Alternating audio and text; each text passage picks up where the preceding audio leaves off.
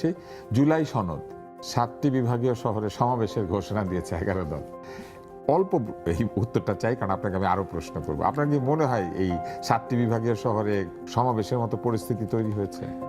প্রথমত বললেন যে ১১ দলের যে সমাবেশগুলো ডাকা হচ্ছে, যেহেতু জামাত একটা রেজিমেন্টাল পার্টি, ফলে ওটার কোনো প্রয়োজন থাকুক বা না থাকুক, ওদের ওই যে শিবিরের লোক, জামাতের লোক যারা আছে, ওরা ৪-৫ জেলার, যেমন ডাকলো ধরেন ফরিদপুরে, তো ওখানে রাজবাড়ী, শরীয়তপুর, মাদারীপুর, এমনকি বরিশালের লোক দল বেঁধে আল্লাহু আকবার, নারায়ে তাকবীর বলে ওখানে আসবে। ফলে এখানে জামাতের যে সমাবেশে প্রচুর লোক হবে, কিন্তু এই লোক দেখে আমাদের বিভ্রান্ত হওয়ার মানে কোনো রিজন নেই। বিকজ এগুলো একই লোক, যে লোকগুলো ফরিদপুরে যাবে ওই একই লোক ঢাকাতে দেখবেন আপনি, একই লোক আপনি রাজশাহীতে দেখবেন। এবং ওরা যে কাজটি করে, ওরা এই যাকে বলে ওদের যে রেজিমেন্ট ফোর্সটা আছে, আমার কাছে মনে হচ্ছে সারা বাংলাদেশে অলমোস্ট ৫ থেকে ৭ লাখ লোক আছে রেজিমেন্টেড। এরা ৫ থেকে ৭ লাখ লোক, তারা সৈনিকের মতো, তাদের যেখানেই ডাকেন না কেন, চলে যায় সারা বাংলাদেশ থেকে।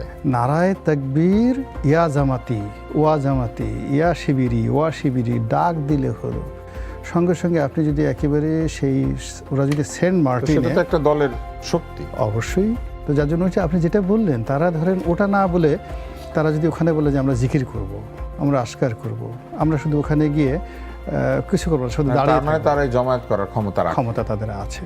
ফলে এটা নিয়ে আমাদের বিভ্রান্তর কিছু নাই, ওটা তারা তাদের মতো করবে, লোক পর্যাপ্ত হবে এবং একই রেজিমেন্ট ফোর্স। কিন্তু ইসলামী আন্দোলন বিভাগে একই চেহারা দেখা যাবে, একই চেহারা ১৯-২০ হবে না, এবং ওই একই চেহারা, একই ফেজ, একই রকম ঘটনা।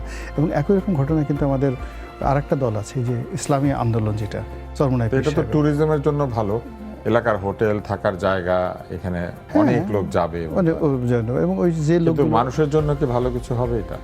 মানুষের যখন মন্দার একটা আবির্ভাবের আশঙ্কা, যখন জিনিসপত্রের দাম বেড়ে চলেছে, যখন তেল খরচ করা আসলে মানে এটা চিন্তার বিষয়। অহেতুক আমরা আমদানিকৃত তেল কি খরচ এইভাবে করব কিনা সমাবেশ করার জন্য। সবচেয়ে বড় বিপদের দুর্ভাগ্য হলো দারিদ্র্যের সময় অপচয় বেশি হয়। আপনি কি মনে করছেন যে এর মধ্যে দিয়ে যে একটা বিরাট কর্মযজ্ঞ তৈরি হবে, সেটা কি এই সময়ের জন্য আসলে ভালো কিছু হবে? এখানে নীতি কথার কোনো মানে মূল্য নেই। এটা তারা করবে না। হ্যাঁ, এটা তারা করবে, আরো বেশি করবে। সরকার যত বিপদে পড়বে, দেশের অবস্থা যত সঙ্গীন হবে, রাজনীতির যে ঘোলা পানিতে মাছ শিকারের যে প্রবণতা, এটা সব জায়গায় হয়। যুদ্ধের মধ্যে সবচেয়ে অমানবিক কাজ হয় বেশি। এবং যখন দুর্ভিক্ষ হয়, তখন there are many rude and nude trader, উলঙ্গ এবং নিষ্ঠুর ব্যবসায়ীদের উদ্ভব হয় সেই যখন দুর্ভিক্ষ তৈরি হয়।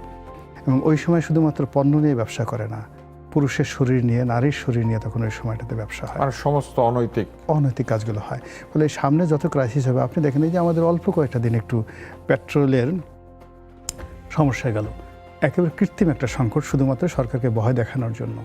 তো এই যে সংকটের সময় যারা এই ট্রেডার, ছোট ট্রেডার, এরা যে কতটা অমানবিক হয়ে উঠেছিল, কতটা নিষ্ঠুর হয়েছিল, যারা ওই সময়টাতে সত্যিকার অর্থে তেলের ক্রাইসিস যাদের ছিল, তারা হাড়ে হাড়ে টের পেয়েছে।